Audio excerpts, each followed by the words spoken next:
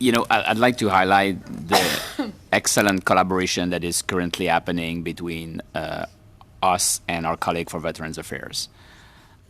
J'étais surpris de vous entendre, M. Bilodeau, quand vous avez dit tantôt qu'il y avait une excellente collaboration entre les forces armées et anciens combattants, parce que c'est pas ça qu'on entend ici.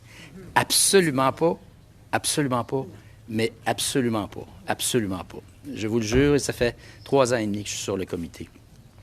Et c'est pas à cause de vous, c'est pas à cause de personne d'entre vous, mais le lien, le transfert ne se fait pas adéquatement. Vous êtes encore sur le terrain, mais l'individu que vous êtes, le soldat qui est là, qui existe, qui est un individu, qui est une personne, qui est un humain, du jour au lendemain, là, quand il quitte les forces, là, il y a un autre statut qui est complètement autre. Complètement autre. Puis quand je vous le dis, j'ai un peu la chair de poule parce que vous allez le vivre. Vous allez tous le vivre. Puis ça me dérange parce que cette suite-là ne se fait pas adéquatement. Et le nœud du problème, quand on parle de transition, c'est là. C'est là. Puis vous faites ce que vous pouvez de votre bord. Puis l'ancien combattant fait ce qu'il peut de son bord. Mais le lien, là, il n'est pas là. Il y a une séparation, il y a une fissure, il y a un divorce qui se vit. Et moi, ça me trouble.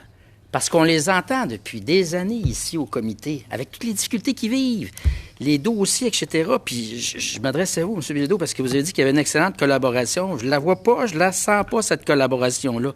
Puis si c'était juste dans votre secteur, puis vous n'avez pas plein de pouvoir, je le sais, mais juste de pouvoir faciliter le transfert des dossiers, le suivi des dossiers. Vous n'avez pas répondu à mes questions tantôt.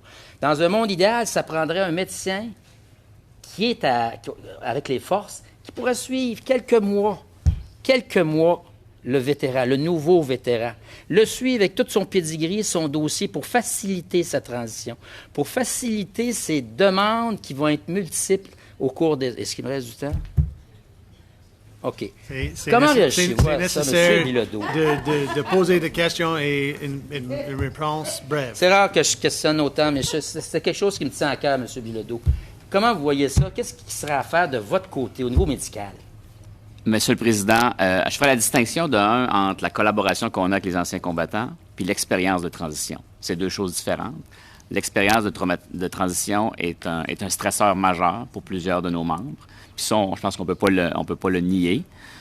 Parce que c'est une identité, en fait, d'être militaire. Puis quand on perd cette identité-là, ça a un choc important là, pour nos gens.